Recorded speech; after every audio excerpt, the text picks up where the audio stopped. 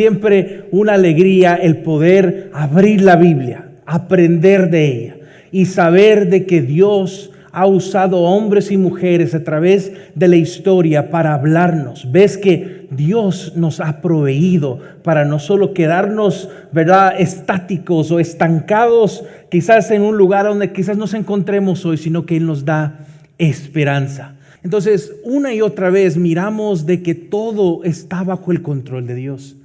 Ves de que cuando, les voy a enseñar una foto, cuando llevé a mi hija, esta es mi hija Iva, esta es mi segunda hija, ves de que, para aquellos que han tenido niños, es como un nuevo juguete, ¿verdad? Es como que, ¿cuál es el manual de operación, ¿verdad? ¿Cuál es la guía? ¿Cómo se hace esto, verdad? Entonces, especialmente para cuando tuve mi primera hija, ¿verdad?, que es la siguiente foto, tú puedes ver mi familia. Entonces, hemos tenido esta experiencia 2 veces, pero la primera vez, ves de que no te preparan personas, ¿verdad? Te dan consejos y es muy interesante los consejos, especialmente en Latinoamérica, ¿verdad? Las cosas que se hacen con bebés, que tú dices, no creo que es bueno ponerle Vicks Vaporub en la boca, quizás, ¿verdad? Pero cositas que tú dices, wow, Dios usa Dios, por ejemplo, a mí me ha enseñado mucho de Él a través de yo ser un padre. Y ves de que nadie en este mundo podrá quitar esa posición de yo ser el padre biológico de esas niñas. Y nadie le puede quitar la posición a ellas de ser mis hijas biológicas. Ahora, yo puedo renunciar a esa posición, yo puedo negar, pero Dios no hace eso con nosotros. ¿Por qué? Porque Él es perfecto. Él es un padre amoroso, alguien que cuando ama intencionalmente. Cuando Él ama es incondicionalmente. Pero la realidad es que muchas veces nosotros podemos ver a Dios bajo los filtros de quién fue nuestro papá o de quién fue mi mamá, cómo me trataron ellos.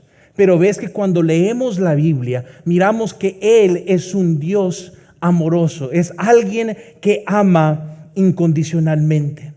Y ves de que cuando entendemos el propósito por el cual Dios creó las familias, empiezas a ver de que hay una historia que se está escribiendo y que se está revelando alrededor de todo el mundo, en que Él anhela establecer su hogar. Él anhela tener una casa a donde aquellos que no tienen, aquellos que son huérfanos, aquellos que no quizás huérfanos en sí literalmente, pero también Dios los quiere a ellos. Dios quiere que nadie perezca. Él no quiere que nadie, ¿verdad?, sufra estando afuera de su hogar. Y miramos de que la misión de las familias, la misión de quién es Dios, es revelada en cómo tú y yo empezamos a mirarnos delante de Él. Porque el estrago número 1 en nuestras vidas es determinar quién es el que determina mi identidad. ¿Sabes? Cuando no entendemos tanto de quiénes somos, quién nos creó y quiénes somos nosotros en todo este contexto, en toda esta historia, podemos sentirnos desorientados. Podemos sentirnos que no podemos quizás hasta hacer a veces muchas cosas diarias en nuestras vidas. Porque estamos perdidos y no estamos sintonizándonos a lo que Dios dice acerca de nosotros. Entonces, la pregunta que quiero que aprendamos hoy y que en sí respondamos es: ¿qué significa tener una nueva identidad en Cristo? ¿Cómo debemos vivir a la luz de esta verdad? Entonces, el que nosotros entendamos y respondamos a esta pregunta, ¿qué significa tener una nueva identidad en Cristo? Creo que nos puede ayudar, porque verás de que nuestra nueva identidad en Cristo transforma todo lo que somos, todo lo que decimos, todo lo que deseamos, todo lo que buscamos y nuestro propósito en la vida.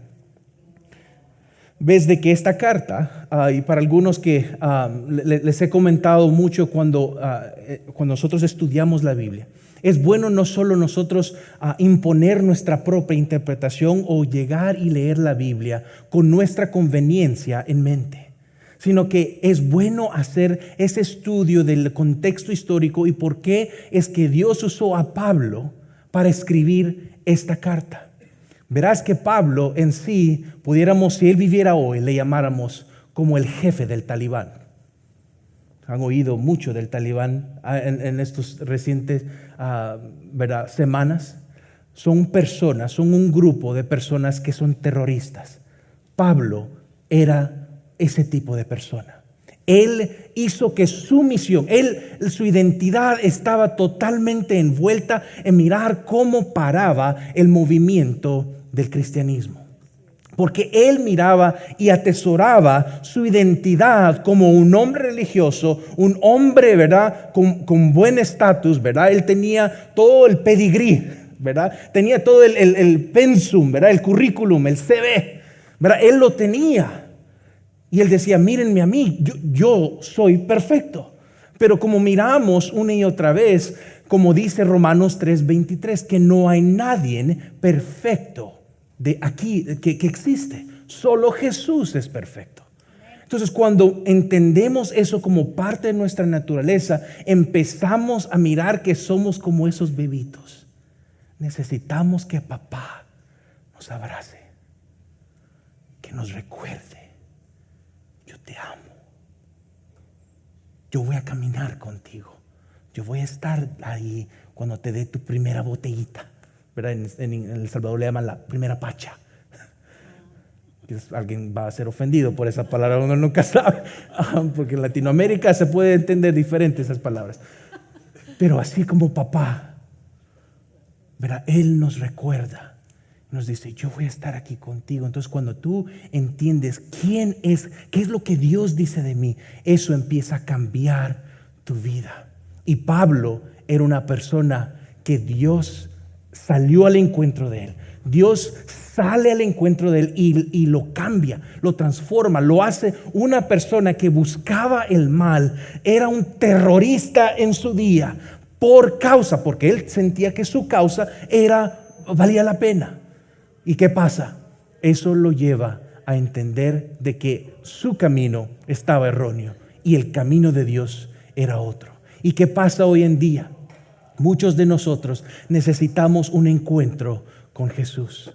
Porque hasta que lleguemos a ese encuentro con Jesús, hasta que, como dicen en el buen latinoamericano, ¿verdad?, hasta que comas lo más bajo, miren que sustituí una palabra ahí, el lodo, ahí es donde tú empiezas a decir: wow, mis caminos no son los mejores informados, los caminos de Dios son los mejores. Entonces Pablo es el autor de esta carta, y ves de que en sí la carta de Romanos le está hablando a dos audiencias, especialmente a la audiencia judía, que ellos habían oído de Jesús, algunos habían sido convencidos de Jesús, pero estaban mirando que otros que no seguían las costumbres judías, entonces ellos les ponían condiciones, les decían, es como que si yo les dijera a ustedes hoy, ¿verdad?, antes de que ustedes entren aquí, ustedes necesitan pagar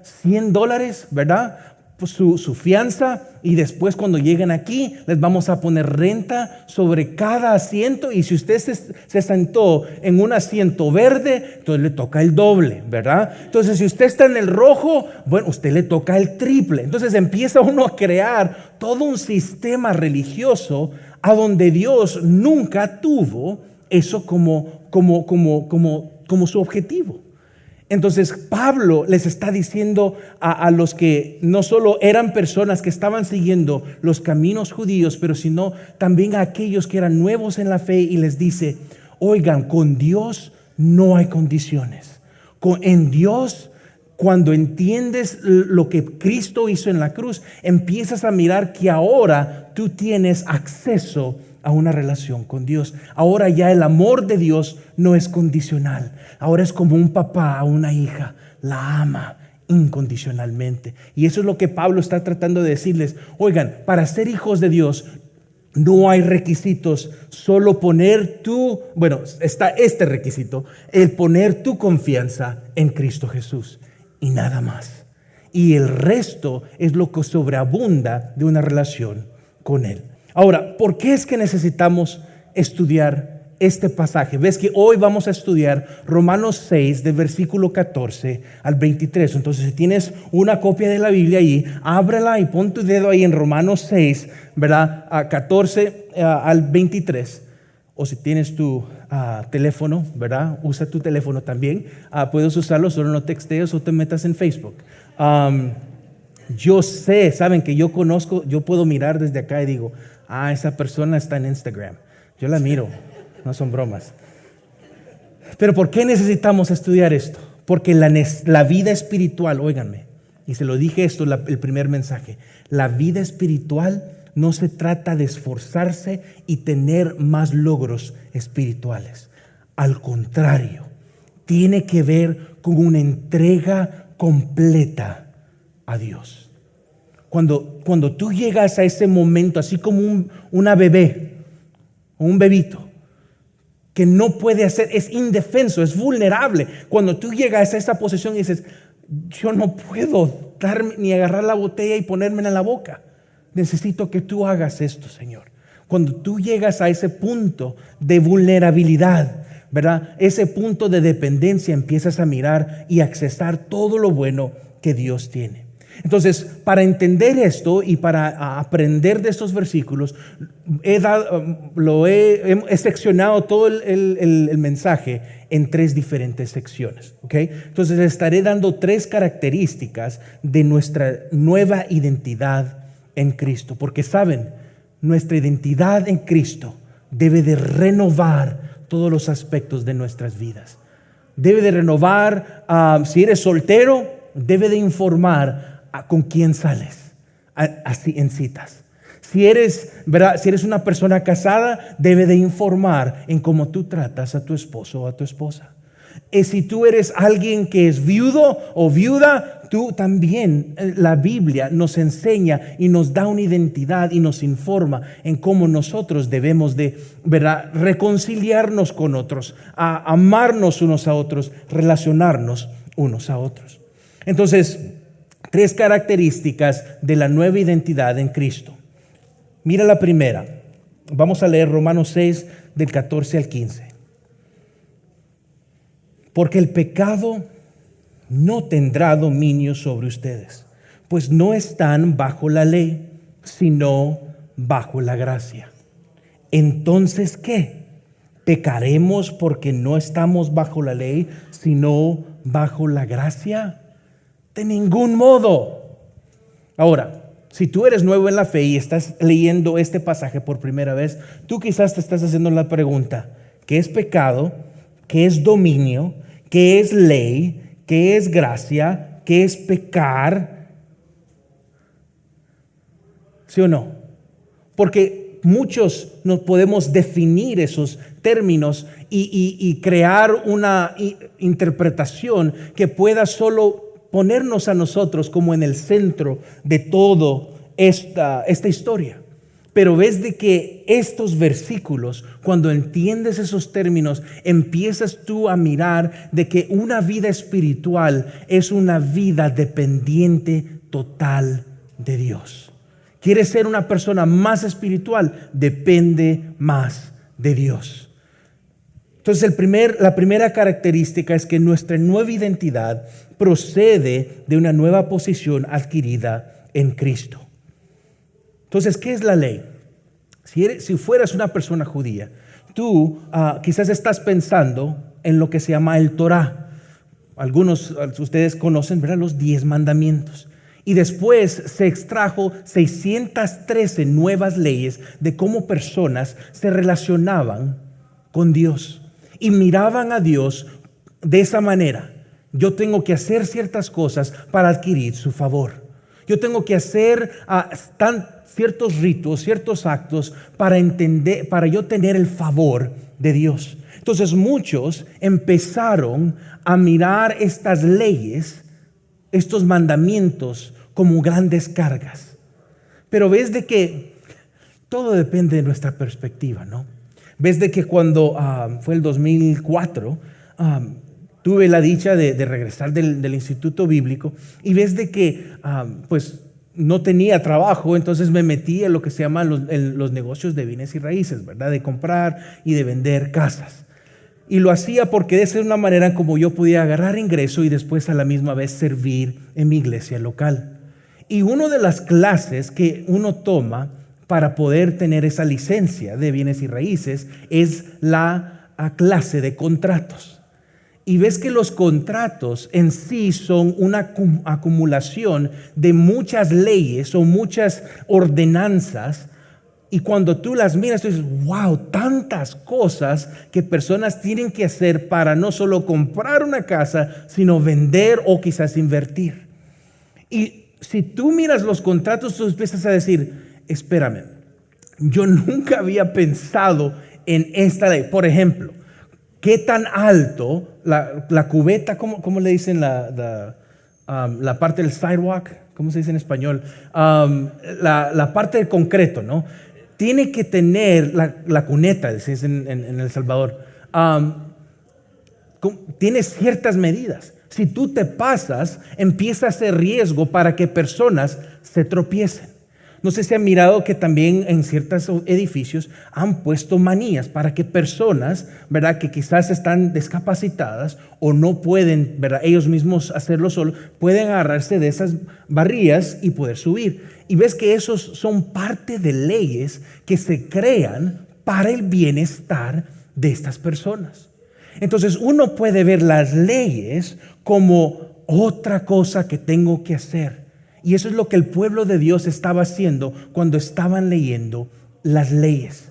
Ellos estaban mirando otra cosa que Dios quiere. Y ves de que cuando entiendes todos los primeros 5 libros, empiezas a mirar que en sí Dios no estaba hablando de leyes, les estaba dando guianzas o maneras de cómo vivir, pero en sí estaba sobresaltando que personas no podían vivir de una manera perfecta. Y en sí, los primeros 5 libros son la historia de Dios, ¿verdad? Y en sí sobresaltan la relación con Dios, con su pueblo. Y es muy lindo, ¿sabes? Tú puedes ir aquí en la ciudad de Dallas y puedes mirar todo lo que tiene que ver con leyes, ¿verdad? La corte y todo. Y tú empiezas a mirar las diferentes leyes que se han creado. ¿Saben por qué? Porque hay personas que han hecho, perdonen la palabra, tonterías. Y se tienen que crear leyes, ¿verdad?, para que nadie se perjudique, para que nadie se dañe. Entonces, si la miramos de una manera como que, wow, las leyes en sí son buenas porque nos guardan, nos ayudan, nos encaminan, nos guían. Entonces miras que la ley o la ley de Dios en sí solo estaba enseñando cómo es que podemos conectarnos con Dios. Entonces, en la mente judía es en sí una historia, cuando miras esa palabra ley, es una historia entre la relación de Dios con su pueblo. Y ves que las leyes, enseñanzas, ordenanzas, estatutos y mandamientos revelan el pacto entre Dios y su pueblo. Pero como podemos leer en el Antiguo Testamento, el pueblo escogido de Dios no es fiel y quebranta el pacto una y otra vez. Y algunos dirán, pues entonces no podemos tener una relación con Dios. Cuando alguien es infiel en un matrimonio, no, pues entonces debemos de divorciarnos, debemos de separarnos, ¿verdad? Porque esa persona fue infiel, sepárense. No es como trabaja Dios. Dios es misericordioso. Dios es paciente. Dice, es lento para la ira y grande en misericordia.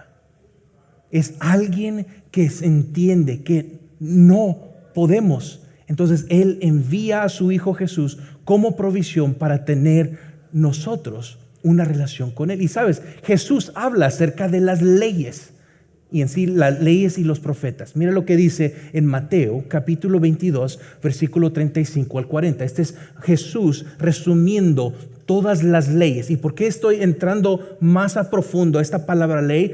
Porque cuando no entendemos bien, especialmente el Antiguo Testamento, empezamos a crear religiosidad, ritos y actos en la experiencia cristiana que no tienen nada que ver con nuestra relación con Dios. Entonces Jesús la resume de esta manera. Versículo 35. Uno de ellos, intérprete de la ley, ¿verdad? Alguien que era como un abogado, como un juez, ¿verdad? Para poner a prueba a Jesús le preguntó: Maestro, ¿cuál es el gran mandamiento de la ley?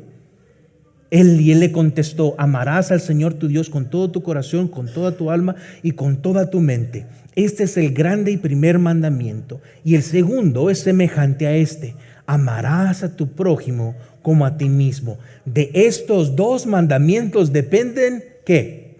Toda la ley y los profetas.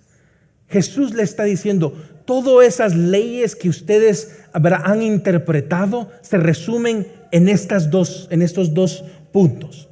Amar a Dios con todo tu corazón, con toda tu alma, con todo tu ser, y amar a tu prójimo como a ti mismo. Y se imaginan, wow, qué sobresimplificado, ¿verdad? Eso, cuando entiendes, eso es lo que necesitamos para tener una relación con Dios. Sí, en Cristo sí podemos cumplir el pacto con Dios, porque a través de Jesús Él cumplió la ley.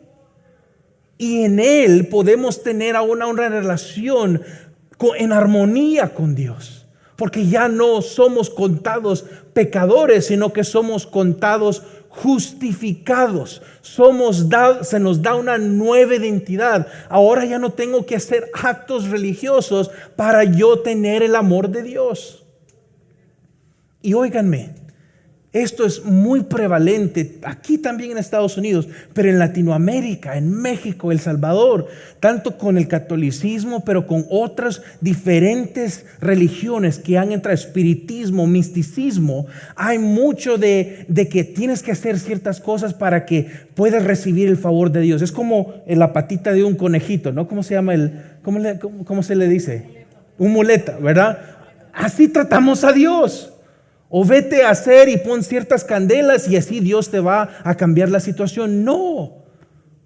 Dios está diciendo a través de la Biblia, diciendo, es a través de una relación con Jesús, es a donde podemos tener una relación con Dios y tener acceso a la bondad no merecida de Dios, al amor no merecido de Dios. Allí es a donde tú y yo ahora ya no somos personas juzgadas por las leyes que en sí solo están sobresaltando, que necesitamos a alguien que venga y nos salve. Entonces Pablo está haciendo esa aclaración porque muchos en esos momentos, en sus vidas cotidianas, estaban siendo personas que se metían en ese tipo de espiritismo, de brujería, de palabrería, que decían ciertas cosas para imitar y en sí enseñar que tenían una imagen de personas religiosas. Pero Pablo les dice, eso no lo salva. Lo que te salva es una relación con Jesús, una relación con Dios a través de la provisión de Jesús. Entonces, esa es la ley. La ley en sí es cumplida, no es aborrecida, o el Antiguo Testamento ahora ya no tiene relevancia para nosotros. No, al contrario, tiene mucha relevancia y es una historia de personas que trataron de acercarse a Dios con sus propios hechos, con sus propias obras, y no pudieron obtener esa relación con Él. ¿Por qué? Porque Dios no habita con el pecado. Y Jesús es el que ahora viene. Y por eso es que Jesús es muy lindo. Y es precioso, es maravilloso. Cuando tú entiendes y dices, oh, por eso es que Jesús es importante. Porque ahora yo tengo mi identidad, está basada en lo que Él ha hecho y no en lo que yo hago.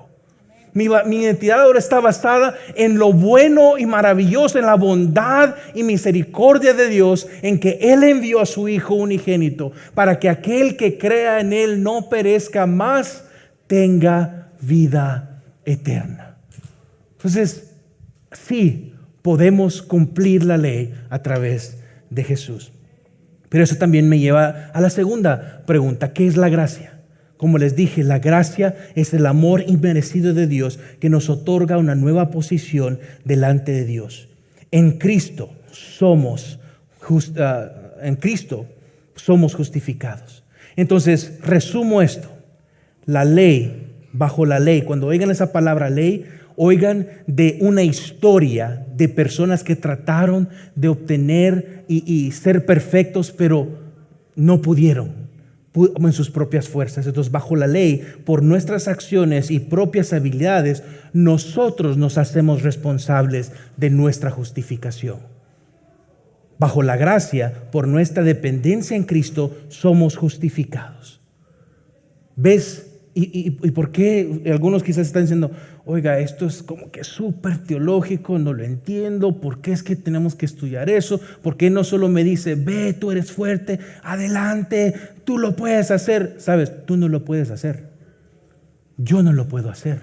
Con mis propios esfuerzos yo he tratado una y otra vez y yo caigo en los mismos hábitos que me llevan a destrucción. Ves que eso era lo que pasaba, me ha pasado muchas veces, tanto por ejemplo, en mi matrimonio. Yo le fallo a mi esposa cuando yo trato de tomar control y hacer las cosas de mi manera, en vez de someterlas bajo el diseño original que Dios ha creado el matrimonio. Y les puedo decir una y otra vez, yo he fracasado muchas veces por tratar de hacer las cosas no informadas por la palabra de Dios. Y esta semana me he reunido con varias personas que en sus momentos difíciles o momentos de tentación o momentos tratan o quizás están considerando ir y buscar, ¿verdad?, satisfacción en las cosas que no tienen nada que ver con Dios, y es una ilusión, es un dulce con veneno, ¿verdad? Ay, qué rico se mira, ay, qué dulcito, ay, qué bonito, ¿verdad? Si es que les traje mi, qué bonito, la menta, ay, pero lo que no saben es que adentro hay un gancho con veneno, y tú crees que al comerte esto toda tu vida se va a endulzar. No, terminarás muerto. Y por eso es que es importante que entendamos la obra de Jesús y lo importante que es Jesús. Porque si no entendemos eso, empezamos solo a vivir sin propósito. Y eso es lo que no queremos. Mira lo que dice Romanos 13:8. No deban a nadie nada, sino el amarse unos a otros. Porque el que ama a su prójimo ha cumplido la ley. Porque ¿cómo es que tú puedes llegar a amar a una persona? Solo a través de Jesús. ¿Cómo es que tú puedes mantener tu matrimonio unido? Solo a través de Jesús. Porque si no fuera por lo que Él hizo en la cruz y por lo que Él modeló en mi vida, yo no estuviera casado. Yo no estuviera ni vivo quizás. Y muchos de aquí en este cuarto pueden dar testimonio que han probado el camino fuera de la presencia de Dios y saben que se sentía dulce al paladar, pero cuando llegó adentro era un cáncer adentro. Oh familia, que seamos personas, no solo que atesoremos quién es Jesús, sino que le empecemos a contar a otros de lo bueno y maravilloso que Él es. Amén. Segundo punto. La nueva identidad produce un nuevo estilo de vida. Desde que nosotros inmigramos aquí a Estados Unidos en 1991, 91, 92, creo que es 91, 31 de octubre. Y desde que cuando nosotros llegamos bajo una visa. Después, en esos momentos, algunos podían recibir diferentes tipos de visas, otros tenían permisos de trabajo. Entonces nosotros obtuvimos uno de esos que eventualmente nos llevó a la residencia. Esa residencia después nos lleva a la ciudadanía. Y déjame te digo que en cada fase, algunos no tienen, Dios no permite que algunos pasen por esto. Pero les cuento que en cada una de esas fases, los beneficios cambian. Tú tienes acceso a diferentes cosas. Y cuando ya eres ciudadano de este país o de otro país, tú empiezas a tener acceso a diferentes cosas que los no ciudadanos no tienen. Entonces, cuando esta identidad o te cambian el pasaporte, ahora tú vas a las embajadas o tú vas a las aduanas y ahora tu trato es diferente porque se mira en tu pasaporte. Este fulano de tal es de tal país. Y si eres, como a mí me pasó, que fui a un país, que no lo nombraré, fui a un país latinoamericano y se dieron cuenta que era salvadoreño y no me iban a dejar entrar. Porque tenían un historial con El Salvador, entonces no me querían dar acceso a que yo entrara a ese país, porque yo tengo nacionalidad salvadoreña. Ahora ustedes dirán, wow, es interesante, ¿no? Cómo hasta donde yo crecí es parte de mi identidad. Y ves de que es lo mismo espiritualmente. Cuando nosotros llegamos a los pies de Jesús, nuestro pasaporte espiritual ahora cambia de vivir en tinieblas, ahora vivir en la luz. Ahora ya no eres parte del reino que te lleva a la muerte, sino que ahora eres parte del reino que te lleva a la vida y que te da beneficios de vida. Entonces, nuestra identidad, la nueva identidad produce un nuevo estilo de vida. Mira lo que dice Romanos 6, 16 al 21. ¿No saben ustedes que cuando se presentan como esclavos a alguien para obedecerle, son esclavos de aquel a quien obedecen? Ya sea del pecado para muerte o de la obediencia para justicia. Pero gracias a Dios que aunque ustedes eran esclavos del pecado, se hicieron obedientes de corazón a aquella forma de doctrina a la que fueron entregados. Y habiendo sido libertados del pecado, ustedes se han hecho siervos de la justicia. Hablo en términos humanos por causa de la debilidad de su carne, porque de la manera que ustedes presentaron sus miembros como esclavos a la impureza y a la iniquidad para iniquidad, así ahora presenten sus miembros como esclavos a la justicia para santificación, porque cuando ustedes eran esclavos del pecado, eran libres en cuanto a la justicia. ¿Qué fruto tenían entonces aquellas cosas de las cuales ahora se avergüenzan? Porque el fin de esas cosas es muerte. Cuando tu pasaporte espiritual es del reino de tinieblas, espera resultado y fruto de tinieblas. Cuando ahora en Cristo recibes una nueva identidad y tu estatus ahora cambia, ahora tus beneficios, los frutos de ese reino cambian. Y eso es lo que Pablo está usando aquí, una metáfora para entender acerca de la esclavitud. Ahora, quizás eso podemos definirlo de diferentes maneras, pero en esos momentos era como una relación entre alguien que quería someterse voluntariamente a un amo o a un señor, ¿verdad? ¿Saben? Y estos ahora van a entender por qué es que nosotros como cristianos decimos Señor Jesús.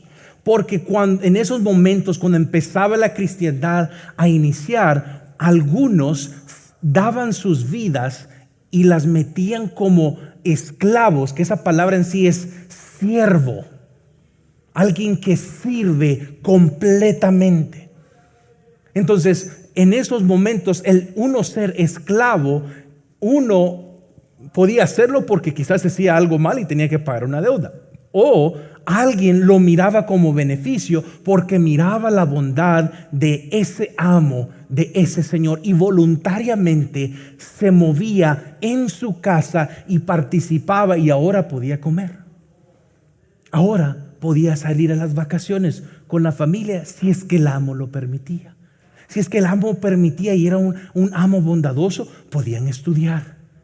Pero si el amo era alguien que era totalmente impío, alguien que seguía otras religiones, entonces esos esclavos se sentían que era el infierno en la tierra. Entonces Pablo les dice, ¿saben que cuando ustedes eran esclavos de la iniquidad, de la impureza, de las cosas que llevan a muerte, ¿verdad? La lujuria, el orgullo, ¿verdad? la envidia. Estas cosas tienen como resultado la muerte. Cuando tú eras esclavo a ese hogar, a donde tu amo era el pecado, tú eras miserable. Pero ahora en Cristo eres amado, eres reconocido, eres dado una nueva entidad. Hay oportunidades sin límite. ¿Entienden el contraste? Y Pablo les dice, cuando ustedes eran de aquí, ustedes estaban libres de esto. Pero ahora que son parte del reino de Dios a través de Jesús, ahora ya están libres del pecado. Y Él está enfatizándonos y diciéndonos hoy eso, de que la libertad en Cristo nos conduce a un nuevo estilo de vida, a una nueva práctica. ¿Por qué? Porque nuestro amo es bondadoso, porque nuestro Señor Jesús es amoroso. Él es lento para la ira, grande en misericordia. Verán de que cuando estuve viviendo en Guatemala, parte de lo que tuve la oportunidad de hacer en Guatemala es trabajar en un orfanatorio. Y ves de que este orfanatorio estaba lleno de muchos chicos que habían tenido un pasado y una crianza muy difícil. Varios de ellos habían sido encontrados comiéndose la pega que se usa para tanto en las escuelas, pero también hasta para sellar concreto. Varios se la estaban fumando porque eso es lo único que podía satisfacer la hambre que tenían. No sabían qué comer, no sabían cómo defenderse. Entonces el Estado, el gobierno, había creado un orfanatorio. Entonces nosotros llegamos, yo empezaba a oír las historias. Pero no, algo muy interesante es que algunas familias llegaban a llegar a conocer a estos huérfanos y querían adoptarlos, que se hicieran parte de su familia. Y algunos sí terminaban yéndose con sus familias, ¿verdad?, patrocinadoras. Y después como de 2-3 meses miramos de regreso al chico y le preguntábamos, ¿por qué regresaste? ¿Por qué regresas? ¿Por qué estás aquí otra vez? Aquella familia se miraba buena. ¿Qué pasó? Y dependiendo de quién era y cuál era la experiencia, en algunas veces sí habían familias que los abusaban y que solo los usaban para, ¿verdad?, crear y tenerlos como otra mano laboral, esclavos, forzados. Y en otras ocasiones algunos regresaban porque me decían, yo no sé cómo vivir. Yo no entiendo por qué es que me están dando juguetes. A mí nadie me ha dado juguetes. Siempre que me habían dado juguetes, siempre me lo habían dado con doble intención. Entonces, su pasado estaba informando en cómo miraban a esas nuevas familias. ¿Sabes? Eso nos pasa a nosotros muchas veces con Dios. Basado en nuestras experiencias, en cómo fuimos criados, empezamos a proyectar nuestro dolor hacia quién es Dios. Pero no es hasta que nosotros llegamos a someternos y a entender quién es Dios, empiezas a mirar, wow, los beneficios de tener a Dios como mi Padre Celestial. Es bueno, tú te quedas. Pero si tú no conoces el corazón de tu Padre, tú estarás dispuesto a regresar a los vicios, a los hábitos, ¿verdad?, que te están llevando a destrucción. Entonces Dios no quiere huérfanos de ninguna manera. Dios quiere que seas parte de su hogar. Que nosotros voluntariamente nos esclavicemos de nuestro Señor Jesucristo, porque Él, la vida en Él, es la mejor que podemos tener. En Él hay provisión, en Él hay más que suficiente, en Él tenemos una identidad. Y ves de que así como, ¿sabes?, los agricultores son personas que entienden este principio. Porque ves que mi papá creció en una finca cafetera y él me cuenta, ¿verdad?, de cómo es que preparaban la tierra, ¿verdad? ¿Qué era el proceso para tener una buena cosecha de café? Pero saben, ellos no creaban o crecían café. Ellos hacían lo necesario dependiendo que Dios les diera el sol, la lluvia, tierra fértil, buena semilla, buenos trabajadores, que nadie se enfermara. Dios era en que daba que eso creciera. Y sabes, eso es lo mismo para nosotros en nuestra vida espiritual. Nosotros no tenemos el control de el sol cuando sale o cuando llueve o cuando es que cosas van a pasar en nuestra vida, pero si las alineamos basada en los principios que el Creador Dios diseñó originalmente, empiezas tú a tener acceso a esos beneficios y en sí es lo que la Biblia llama vida eterna.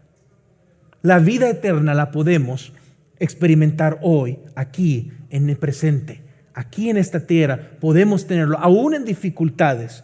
Tú y yo podemos tener una perspectiva como la tiene Dios. Porque quizás Dios está permitiendo tormentas en tu vida porque necesita limpiar la tierra, ¿verdad?, de tu ser y de tu corazón, para limpiarla, para que pueda entrar la buena semilla del Evangelio. Entonces, para nosotros entender, miramos de que cuando alineamos nuestro corazón, dependemos de Dios, nuestra identidad ahora, ¿verdad?, produce un nuevo estilo de vida. Ahora ya no podemos ser iguales. Nuestra identidad está basada en lo que Él es y no en lo que nosotros hacemos. Último punto, ya casi concluyo. Nuestra nueva identidad nos hace beneficiarios de las promesas de Dios.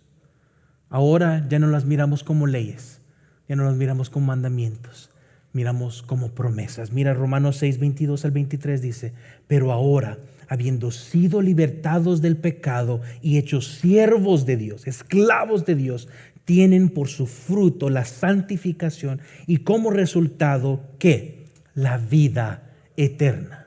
Y si hay un versículo que te animo a que te memorices, es el versículo 23.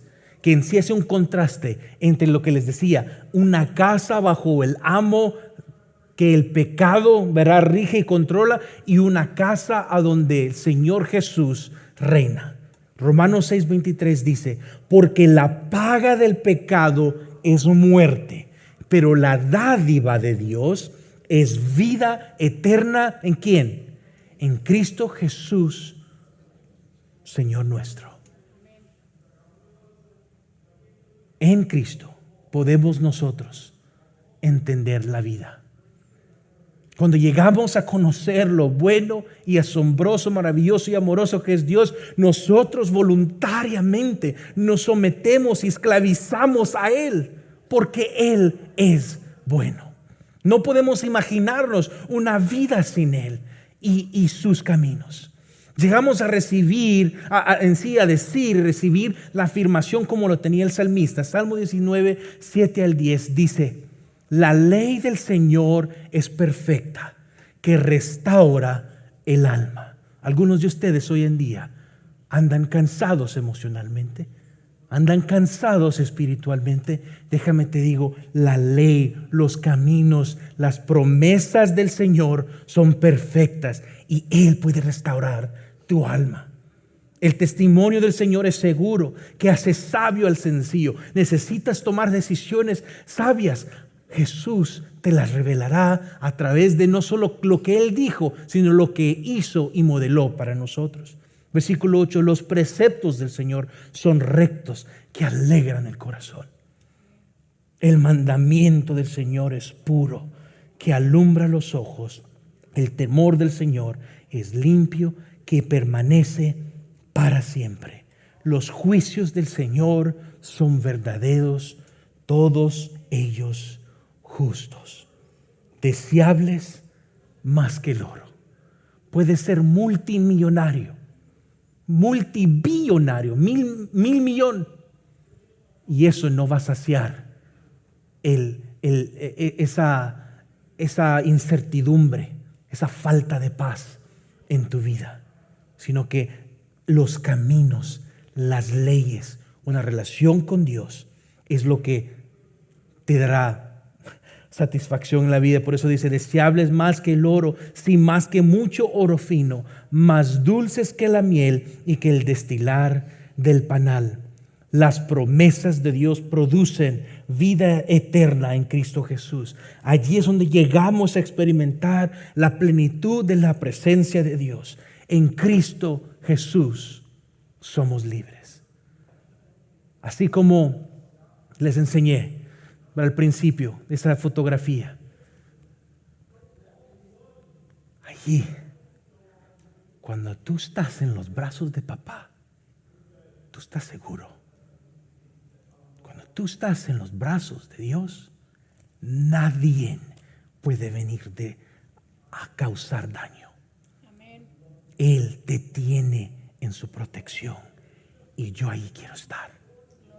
Y Pablo le está diciendo a los creyentes y nos recuerda hoy, en esa posición de dependencia, allí es donde tenemos una vida llena de bendiciones, llena de promesas, y es allí a donde podemos experimentar el hogar perfecto, porque Dios es el Padre perfecto. Entonces los dejo con 3 aplicaciones. Saben, mis hijas les gusta hablar mucho y poco a poco han ido hablando más. Mi segunda hija ya está hablando mucho más, que hemos mirado en el último mes. Ya es unas palabrerías que es increíble. Pero me encanta mucho cuando me llega y me dice en su voz, buenos días papá, así muy fina. Buenos días papá. Cuando conversamos con Dios, Él mira nuestra posición. Él mira como nosotros lo queremos. Y no sé, hay algo que pasa como papá que tú dices, yo estoy dispuesto a dar todo por ella. Y oigan, no estoy anulando la perspectiva de mamá. Si mi esposa estuviera aquí y les dijera, es lo mismo, quizás más. Porque el amor de mamá es inigualable y sin más no creo que se puede comparar. Pero cuando conversamos con Dios, es allí donde nosotros enseñamos. Allí está mi identidad. No importa nada más, yo soy hijo de Dios. Entonces, primera cosa que te digo, conversa con Dios. Ten conversaciones con Él. Es lo que llamamos la oración. Segundo, regeneremos y informemos nuestra mente con la palabra de Dios. Eso cambiará tu vida, tu manera de ver las cosas y transformará tu vida y las personas que están a tu alrededor. No sigas los consejos que dicen adentro de la casa a donde el amo es el pecado, sino que sigue las reglas y los valores de la casa de Dios, a donde Dios es nuestro Padre. Tercero, permanezcamos a una comunidad bíblica que nos animará y encaminará a los caminos de Dios. El que tú estés aquí, me atrevo a decir que es el primer paso, pero hay más que hacer. Si no perteneces a una iglesia local, si no le has dicho a otras personas, oye, yo quiero que seamos familia, que nos conozcamos, no solo domingueros, que nos miremos solo los domingos, sino que yo quiero hacer de vida a vida, quiero mirar cómo Dios trabaja en tu vida y que tú mires cómo Dios trabaja en mi vida y que podamos animarnos unos a otros. Si tú tienes miedo en meterte en un grupo pequeño, en una comunidad bíblica, déjame te digo, te estás perdiendo de lo valioso que es tener una familia. Cuando tú dices, yo ya no quiero estar con la pandilla, como dice en Salvador, en la Mara, ¿verdad? Yo ya no quiero estar con esa gente. Yo quiero estar con la gente, el pueblo de Dios. Allí es a donde hay dirección. Ahora miro, wow, es un buen papá, es una mamá que ama, es un hijo que obedece. Todo eso puede obtenerse a través de una relación con Dios y tú someterte voluntariamente y decir, yo quiero tener vida, ¿verdad? Vivir juntos con otros, porque juntos somos mejores. Dile a la persona que está al lado, juntos somos mejores. Juntos somos mejores. Espero que puedan oír lo que Dios está diciéndoles hoy. La familia de Dios con Papa Dios como liderando es el mejor lugar donde estar. Entonces espero que si tú no tienes una relación con Dios, quiero decirte, hoy es tu día. Ya no sigas bajo la casa del pecado. Ven a la casa de Dios y tu vida será transformada. Y la casa de Dios no es este edificio. Algún día esto quizás no va a estar. ¿Sabes qué es la casa de Dios? Su lugar. No importa dónde estemos, como dicen, en un cartoncito debajo de un puente, pero si estamos como familia, todo bien. Y esa seguridad es la que podemos obtener con una relación con Dios. Entonces, si no tienes una relación con Dios, quiere decirte, hoy es tu día. Queremos llegar a explicarte por qué es que estamos aficionados, por qué es que queremos a Jesús y por qué es que Él es una persona importante en nuestras vidas. Y si tú eres de la casa, vamos, iglesia. No te quedes como un consumidor, sino que ve, da y comparte la provisión de Dios para otros. Porque muchos hoy se mueren porque varios que son parte de la casa no están saliendo a buscar a aquellos que necesitan pertenecer. Entonces, vamos familia, vamos iglesia, hoy es el día. Déjeme orar. Señor, gracias por tu palabra que nos atrae, que nos trae convicción, que nos enseña que tus caminos son los mejores y queremos estar en los brazos de papá y allí tener nuestra nueva identidad en ti, recordarnos de nuestra identidad, que tú nos amas, que somos tus hijos e hijas, que tú, Señor, eres aquel quien puede transformar nuestras vidas. Te doy gracias y pido que bendigas a mis hermanos. Te lo pido en el nombre de Jesús. Amén.